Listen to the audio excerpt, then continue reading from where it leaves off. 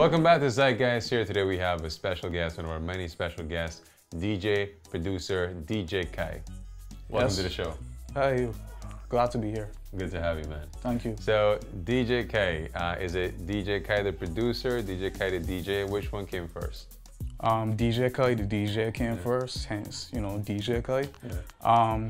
I started DJing in roughly 2015. And in 2017, I eventually got into production. Yeah. So how did you jump into production?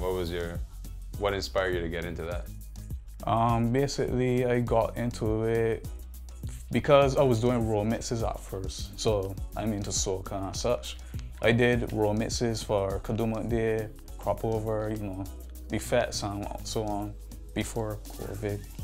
And from there, it naturally came across with productions. I was like, well, since I'm remixing other people's beats, you know, let me just do my own beats.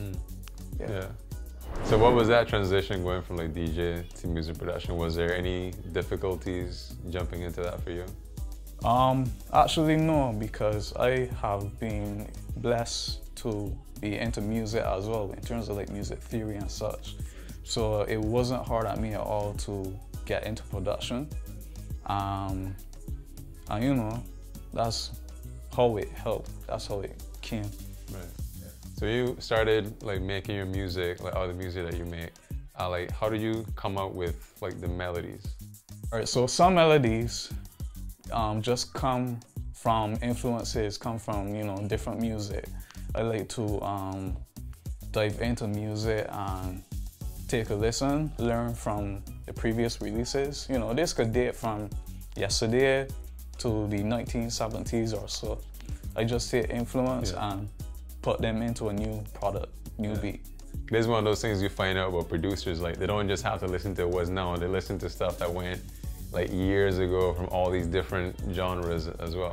Yeah, this is an advantage as well that I have as a DJ, because as a DJ I have to know my music history, know what songs were it back then and such. So what do you find is the era that you most like rotate to? The most that you jump back to when it comes to you like looking for inspiration or looking for melodies or beats? Okay, so my #1 genre that I absolutely love to listen to is R&B. So I find myself, you know, listening more into like the 80s, the 90s, the 2000s, the classic years, you know? Yeah, so most of what you produce is in what genre? Soca. Soca. So, yeah. Like, soca is your comfort. Like, what is it about soca that makes you so comfortable in that space? It depends on the type of soca. In soca, I can experiment. I could take from R&B, I can take from, you know, various other genres and do what I have to do. So really and truly, I could do more genres if I want to, but soca is mainly in demand. That's right. So like, under what circumstances would you branch out to R&B? You know, if an R&B artist reach out to me, I would be willing to work on R&B. All right, well, there you go. So what do you keep up with the trends to stay relevant? Because you know, music is like always releasing, especially now, like the way content is, things are always coming up very fast. What do you do to stay relevant and keep up with the trends? It's as simple as knowing my audience. This is an advantage of DJing as well. Right. So what I can do, I can just simply, you know, listen to the radio or go in a party, well, before COVID, but listen to the radio and just listen, take the elements and put them into the work. So not necessarily like stealing, but this goes back to like influence again. So you work with local artists, but you also work with regional artists, like you work with Provincial and Marshall Montano. So what's it like working with them compared to working with local artists? First thing first, admittedly, the business is very different. You know, these guys are more strict in business.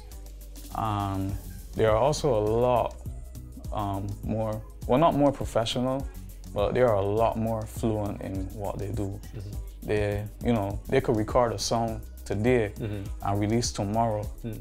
And well, not saying that here works slow, But it's just different. It's different. It was a different learning experience. That's what I was saying. Yeah. What did you learn from that? I learned, you know, how to handle my business better, how to be more professional, how to deal with certain things in the business, and yeah.